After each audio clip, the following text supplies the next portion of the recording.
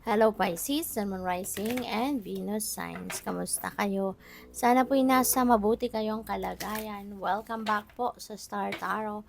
At kung bago kayo rito, welcome din po kayo. Please subscribe, like, share my videos, and leave me a comment kung nakaresonate kayo.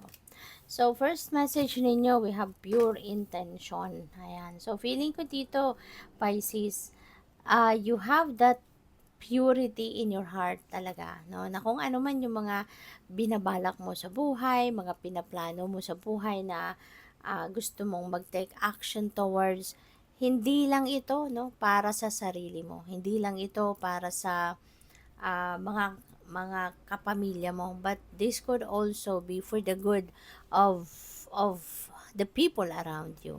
Hindi lang yung mga kamag-anak mo, but also other people, no, na kahit hindi mo kilala.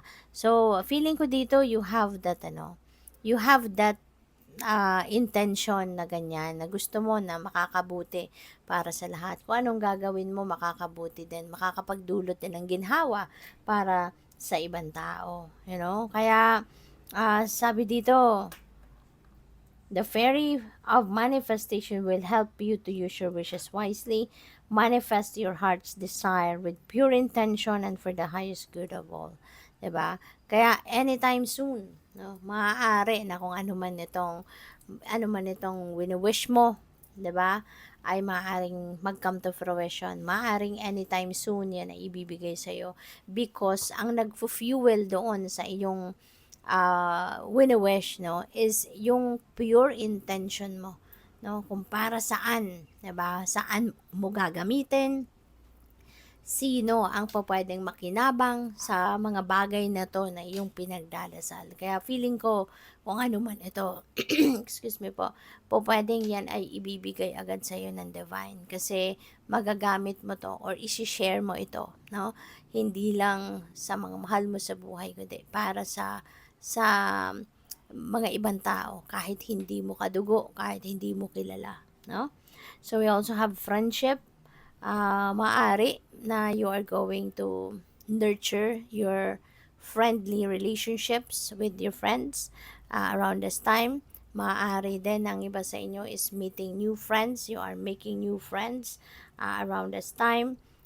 Pwede rin na sa ngayon, ito din yung time na magmumuni-muni ka, magninilay-nilay ka, you're going to assess or you're going to re-evaluate what is happening, 'di ba, sa ano mo, what is happening sa relationship mo with your friends. Siguro ngayon mafi-figure out mo din, no, na meron ka palang mga tinuring na kaibigan na hindi naman kaibigan ang tingin sa'yo, or hindi naman talaga loyal sa'yo, or hindi naman talaga sincere ang pakikipagkaibigan sa'yo.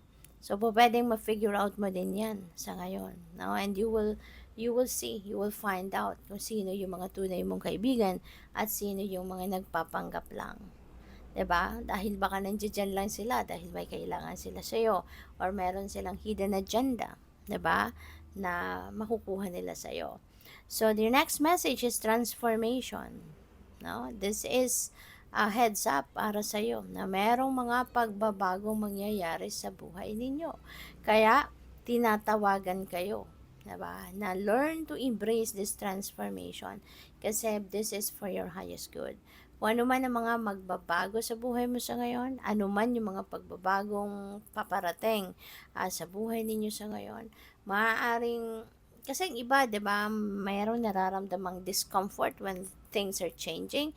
So, regardless, no, kung ganyan man ang sitwasyon, but just hang in there, okay? Instead na kontrahin mo yan, instead na mag-project ka na parang unwelcome ito sa buhay mo, na pagbabagong ito, just let it happen.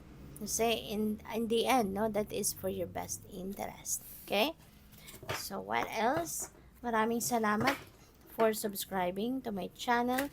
At kung hindi pa po kayo nakakapag-subscribe, subscribe na kayo. And maraming salamat din for not skipping the ads kasi malaking bagay po yan sa akin. Also, please click the join button sa baba ng video kung gusto po ninyo na mag-join sa membership. So, communicating freely. Ayan. So, paalala ito sa inyo, 'di ba? Na habang kayo ay merong kalayaan, 'di ba, na mag-express ng inyong sarili, gamitin mo na yung pagkakataon ito, no, na talagang masabi mo, maipakita mo, ma-express mo kung ano yung totoong nararamdaman mo, kung ano yung totoong laman ng isip mo, 'di ba?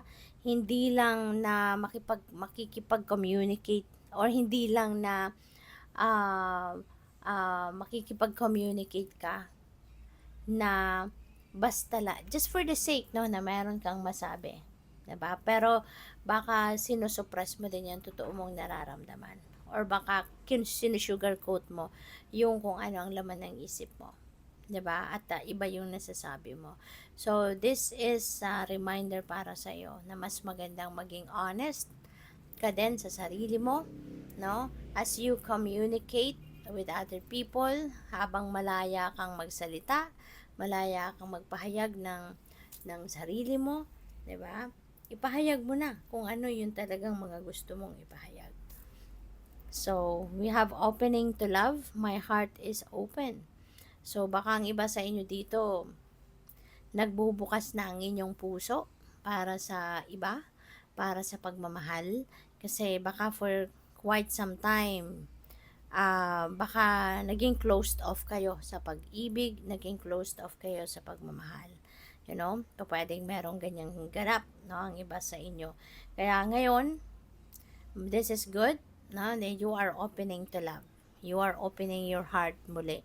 Maaring handa ka ng muling magmahal, and handa ka ng muling tumanggap, no, ng pagmamahal ng iba. We also have embracing the future.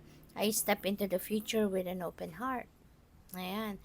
So, maaaring handa ka na rin, no, sa kahit ano ang pwedeng dumating. Handa ka na for anything that might happen in your life. So, nagpapakita nandito, no, na how emotionally matured you are na sa ngayon. Wala ka nang kinakatakutan, di ba? Handa kang tanggapin kung ano man ang ibibigay sa iyo ng divine. Handa kang akapin kung ano man ang mga pagbabagong mag-unfold sa buhay mo. So, good luck. Thank you for watching. Love and light. Namaste.